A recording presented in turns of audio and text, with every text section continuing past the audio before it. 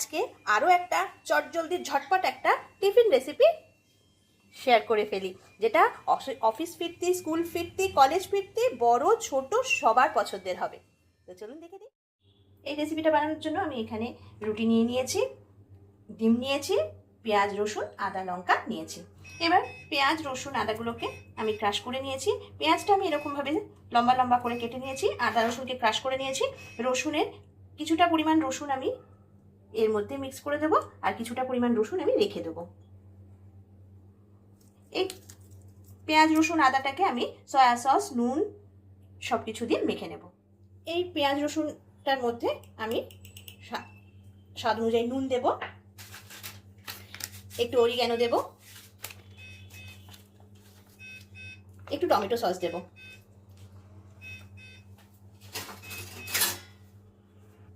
সব দিয়ে এটাকে ভালো করে একটুখানি মাখিয়ে নেব, সসটা আর সব মশলাগুলোকে। এবার ডিমগুলো ফাটিয়ে নেব।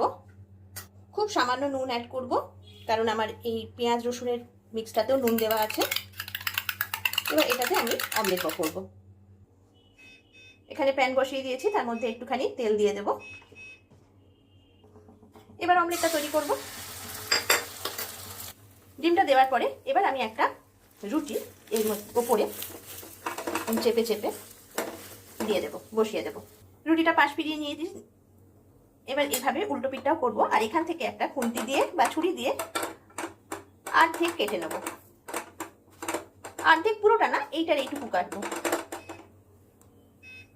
এবার আমি এই রুটিটার মধ্যে এই যে কুচিয়ে রাখা পেঁয়াজ রসুন আদাটার একটা মিক্স তৈরি করেছিলাম, সেটাকে দিয়ে দেব।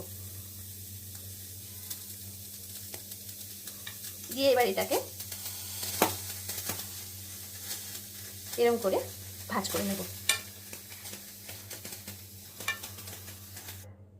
এবার এই প্যানটা থেকে এটাকে আমি তুলে সাইড করে রেখে দেবো। একইভাবে বাদ বাকিগুলো করে নেব।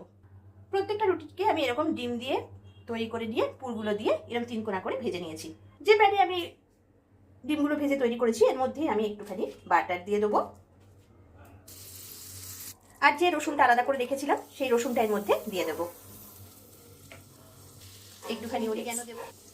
এবার এই বাটারের মধ্যে এই রুটিগুলোকে আমি এপিট ওপিট করে ভেজে তুলে ভালো করে কড়া করে ভেজে নিলে তৈরি হয়ে যাবে। লাগলো বন্ধুরা, ভালো লাগলে একবার বানিয়ে ফেলবেন, আর লাইক শেয়ার কমেন্ট করে মোর সাথে থাকবেন। Thank you.